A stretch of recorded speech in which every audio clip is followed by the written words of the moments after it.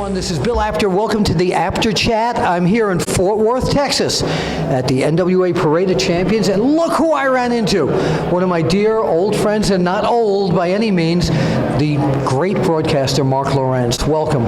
Thank you, Bill. Glad to see you. It's been a long time since we saw each other. Well, it has been, and so many of the buildings we remember, Reunion Arena, the Sportatorium, Texas Stadium, are all gone. They are. They are. Tell everybody what you're doing these days, as obviously you're not doing that any longer. Well, before I answer that, let me give you a piece of history. We're here at the Ridgely Theater in West Fort worth.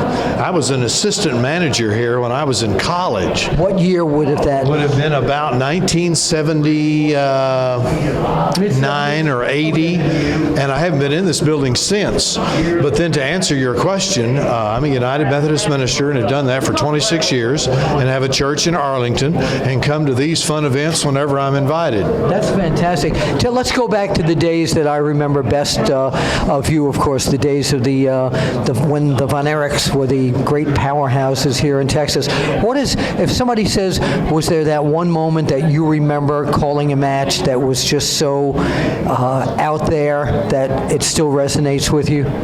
Well, certainly Texas Stadium, the year that Kerry took the world title, would stand out as great as anything. But the cage door with the Freebirds at Reunion Arena and the Von Erichs also stands out. And just so many great nights, the great talent. It was known as the Von Erich office, but don't ever underestimate the great talent that came through that office. The Freebirds, gorgeous Jimmy Garvin, Skandor Akbar. We're here with Bobby Fulton tonight of the Fantastics, who's across. So great talent, great people, and I miss so many of them. I was on the ESPN 30 by 30 Kevin Von Erich segment, and a lot of people portrayed Fritz as a real heavy taskmaster. He was a perfectionist. Is that how you remember him as well? Yeah, Fritz could be particular and Fritz could be gruff, but Fritz was a sweet guy, and when you got to know him and if he trusted you, he was a very good man. Yeah. And he was good to me. Faced way too much hardship in his life. Fritz, sadly, did not understand the nature of visionary leadership. Yeah.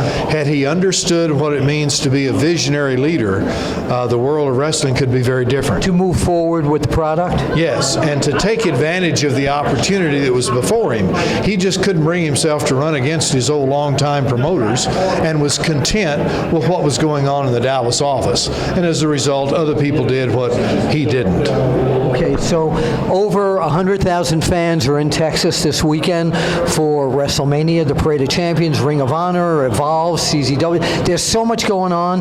The fever is amazing. Do you still follow the business?